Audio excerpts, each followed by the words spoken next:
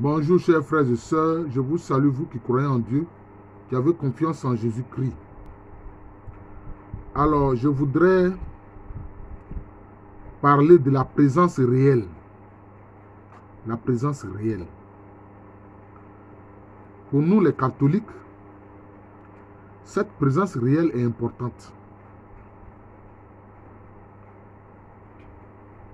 Parce que quand les hosties ont été consacrées, quand le pain a été consacré et est devenu corps du Christ, quand le vin a été consacré et est devenu sang du Christ, cette présence est réelle.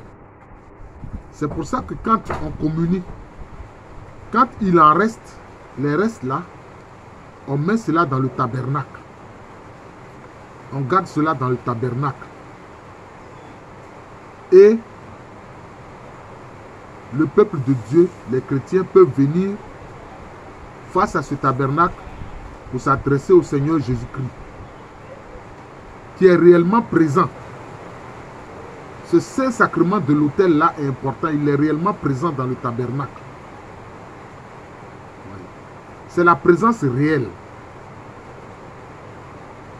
Mais le Seigneur veut qu'on voit ça avec quoi? Avec les yeux de la foi, avec l'œil de la foi. Mais il fait la grâce à certaines personnes de le voir réellement dans le Saint-Sacrement, dans le tabernacle.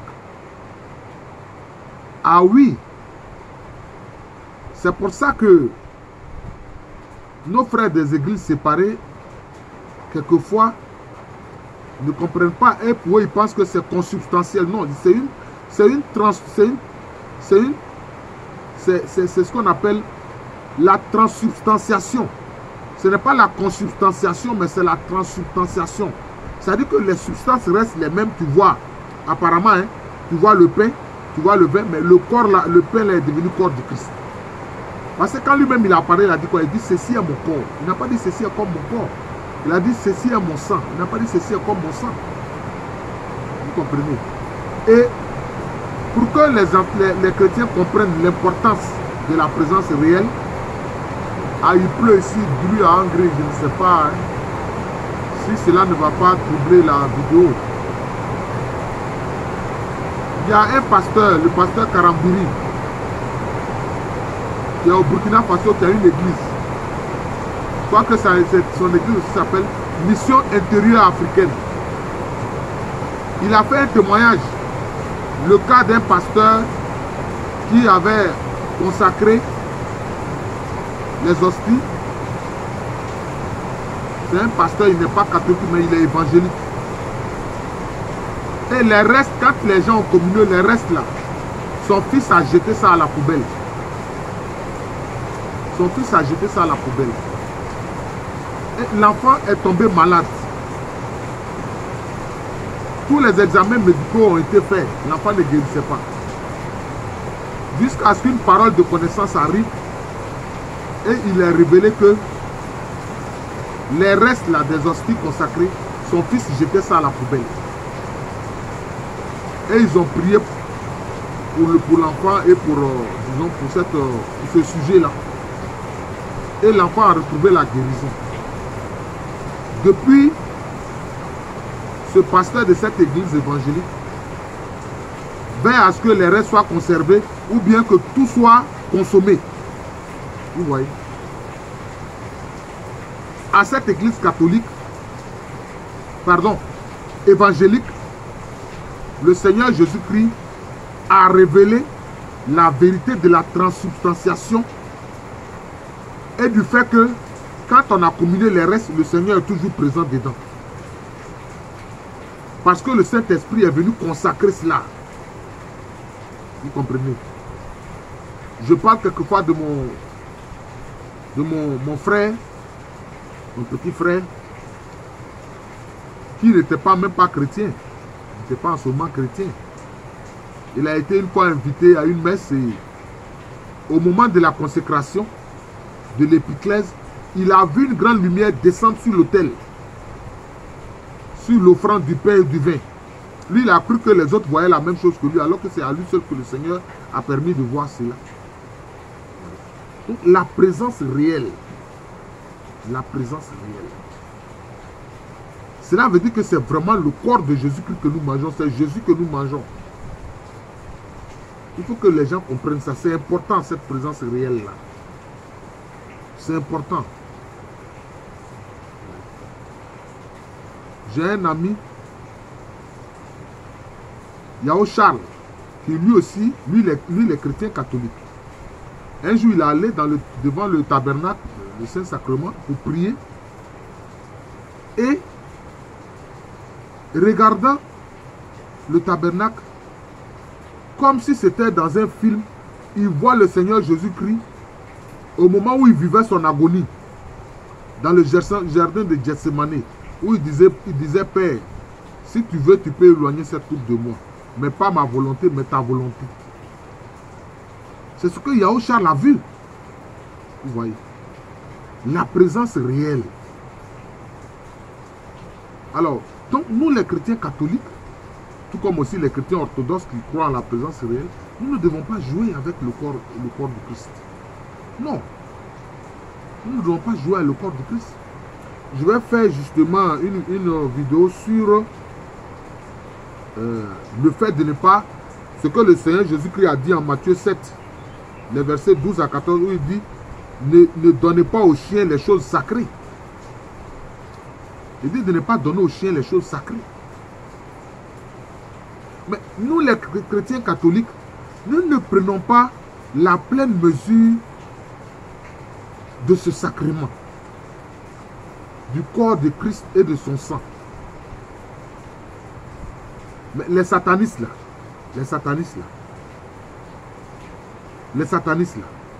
ou les gens qui détestent le Seigneur Jésus-Christ, qui ont la haine du Seigneur Jésus-Christ, et qui ont aussi la haine, bien sûr, de ses disciples. Qu'est-ce qu'ils font? Ils viennent dans les églises pour faire quoi? Pour faire de la profanation. Soit ils vont, ils cassent le tabernacle, et puis ils répandent les hosties par terre, ils les piétinent. Hein? Je n'ai pas envie de dire le reste qu'ils font.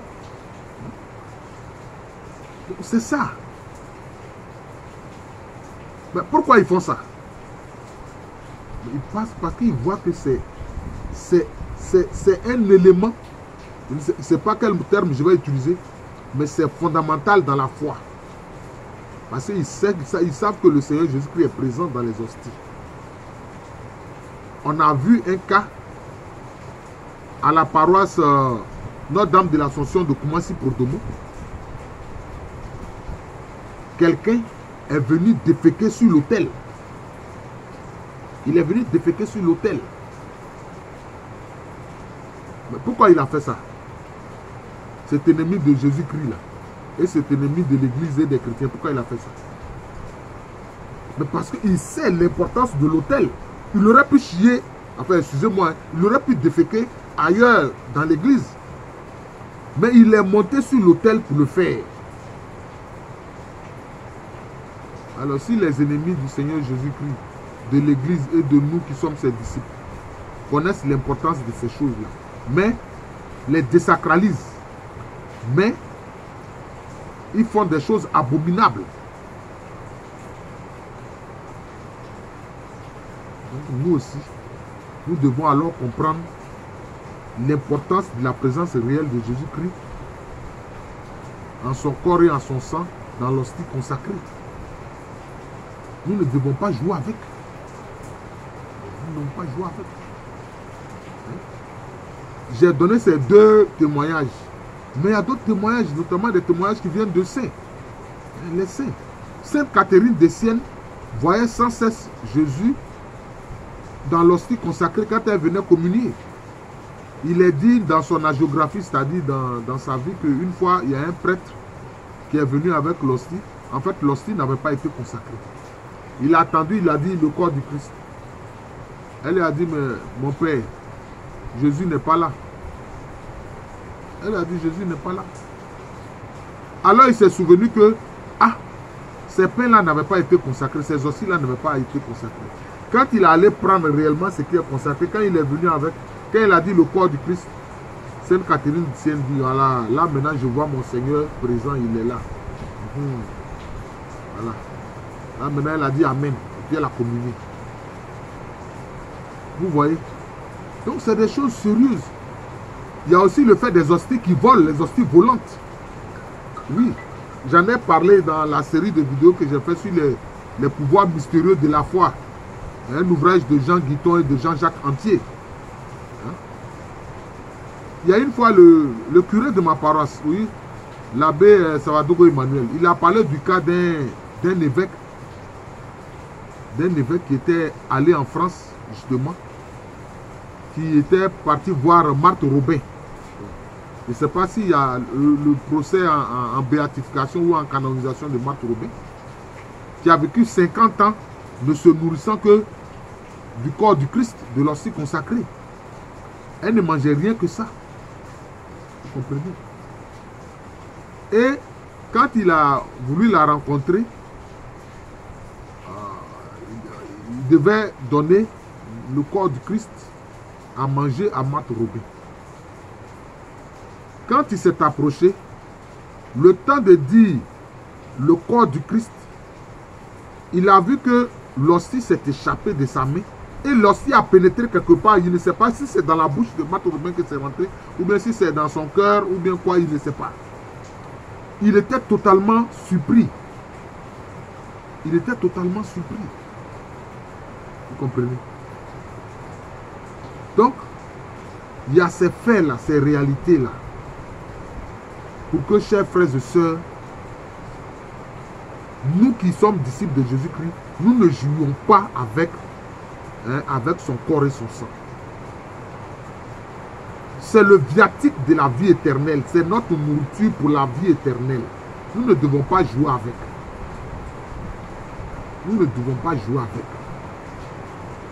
Et quand nous mangeons le corps du Christ, quand nous buvons son sang, nous devons savoir que c'est vraiment lui que nous avons mangé.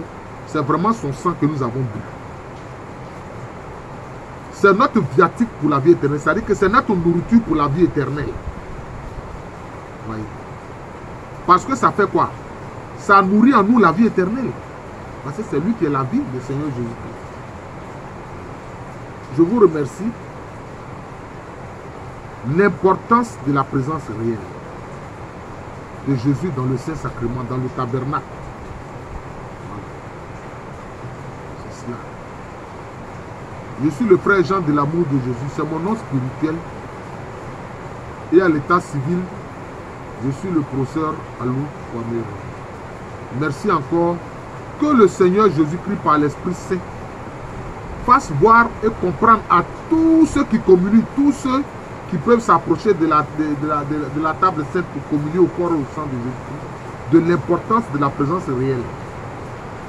Quand tu as mangé là, tu peux savoir que Jésus est en toi, que tu l'as mangé, c'est Jésus que tu as mangé. Voilà. Toi-même, tu vois que la nourriture ordinaire, là, quand tu as faim que tu manges, tu retrouves des forces. Et puis maintenant, c'est avec le corps du Christ, vrai Dieu et vrai homme, que tu vas jouer. Non, mon frère, non, ma soeur. Merci et bonne journée encore.